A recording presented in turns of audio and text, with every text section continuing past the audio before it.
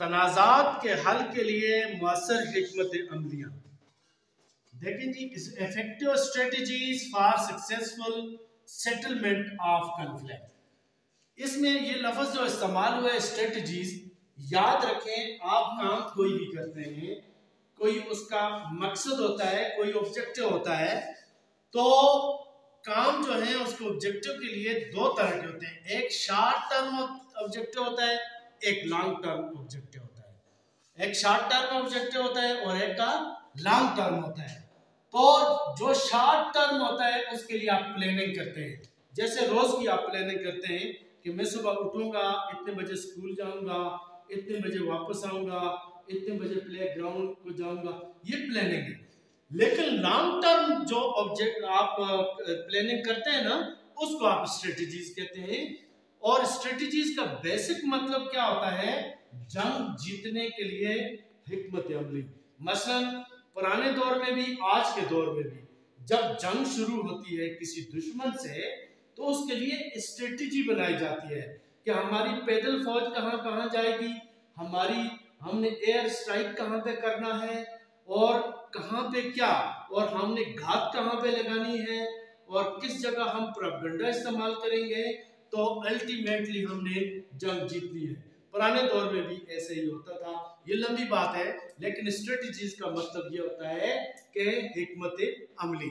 अब ये दुनिया में जो तनाज़ात हैं, आप देखते हैं कि दुनिया में हर जगह जंग व जदल का माहौल है, फसादात हैं, तनाज़ात हैं, कश्मीर का मसला है, फलस्तीन का मसला है, आजकल रूस और यूक्रेन की जंग है। तो ये क्यों होता है ऐसा? ईरान का एटमी वो इशू है, इसी तरह शुमाली कोरिया का मसला है। तो ये क्यों होता है इस तरह, और इसको हल करने के लिए हिकमत अमलियां क्या क्या हो सकती हैं, इस बारे में मैं आपको बता रहा हूं। देखें जी, इस दुनिया को अमन कायम रखने के लिए जरूरी है कि ये तनाज़े ना हो। ठीक है, आज दुनिया में तनाज़ात ज्यादा है। ये पाकिस्तान और इंडिया के दरमियान कश्मीर का मसला 1947 से अभी तक लगा हुआ है। जंगें भी हो रही हैं, ताल्लुकात भी खराब हो रहे हैं। हल क्यों नहीं हो रहा? क्यों नहीं हो रहा? इसकी वजह यह है कि अब जब इंडिया पे दबाव आता है, वो कहते हैं ठीक है जी, इस मसले को हम हल करते हैं, लेकिन उसकी नीयत ठीक नहीं होती है, मुज़ाकरात होकर नाकाम हो जाते हैं। इसी तरह इसराइल और फलस्तीन का मसला है, इनकी नीयत भी साफ नहीं होती है। इसराइल की बातचीत होती है, आखिर में वो कहता है नहीं जी, इस तरह नहीं, इस तरह। तो जब नीयत ही ठीक ना हो तो मसला तनाज़ा कैसे हल होगा? इसी तरह आजकल देखें यूक्रेन और रूस का मसला लगा हुआ है, ठीक है, और ये इस जंग से बड़ी तबाही आई है दुनिया में। आप देखें, ये खुराक की कमी हो गई है, और तेल की प्राइस ऊपर चली गई है, पूरी दुनिया मुतासर, क्योंकि यूक्रेन बहुत ज्यादा पूरी दुनिया में गंदम पैदा करने वाला मुल्क था। तो यहाँ पे जंग हो गई है, जिसकी वजह से पूरी दुनिया आज की जंग से पूरी दुनिया मुतासर हो जाती है। कोई ना कोई मसला हर मुल्क के साथ है, जिसकी वजह से दुनिया का अमन खतरे में है। तनाज़ात को हल करने के लिए सच्चाई और खुलूस लाजमी है। अगर दिल से कोई तनाज़ा हल करने की नीयत हो तो वो मसला हर सूरत हल होता है। ठीक है जी। अब देखें, हम आज एक बात पढ़ेंगे, तस्वीया, जिसको आप अपनी जुबान में कहते हैं राजीनामा। क्या कहते हैं? राजीनामा। राजीनामा क्या होता है? अब देखें, अगर गांव के अंदर भी दो बंदे, दो फरीक, दो खानदान आपस में उनकी गड़बड़ शुरू होती है, तो क्या होता है? लोगों की अगर कत्ल भी हो जाए, बड़े बड़े मसले भी हो जाए, अगर वो दोनों फरीक भी खुलूस दिल से ये नियत कर लें कि हमने जी ठीक है राजीनामा करना है, तस्वीर करने वाले जो लोग होते हैं वो भी अच्छे हों, तो ये लाजमी हो जाता है, वो काम हो जाता है। अब तस्वीर का मतलब है मुखालिफ मुल्कों या ग्रोहों की गलतफहमियों को दूर करके, मसाइल हल करके दोबारा उनको दोस्त बनाना, इसे कहते हैं तस्वीर। ये उसूल कुछ दो के उसूल पर होता है, एक तरफा कार्रवाई नहीं होती है। ठीक है, एक को भी कुछ न कुछ छोड़ना पड़ता है, दूसरे को भी छोड़ना पड़ता है। अगर नीयत साफ हो तो तनाज़ा आसानी से हल हो सकता है।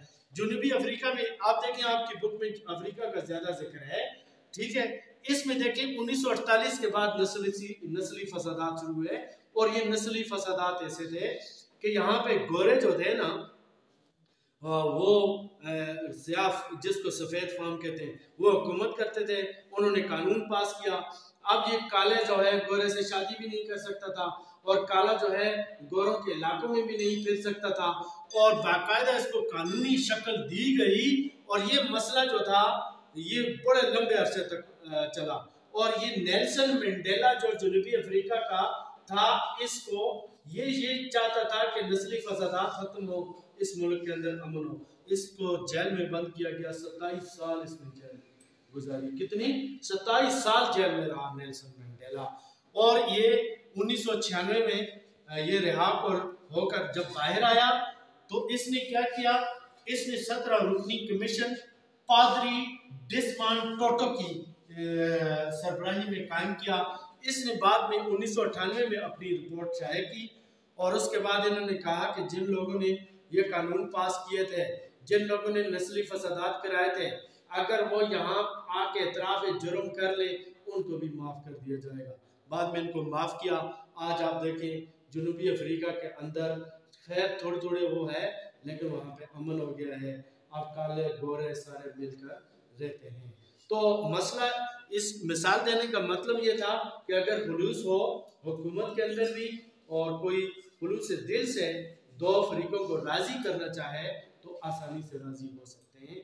इसको आप कहते हैं तस्विया कराना, राजीनामा कराना, झगड़ा ख़त्म करना, तनाज़ा ख़त्म करना।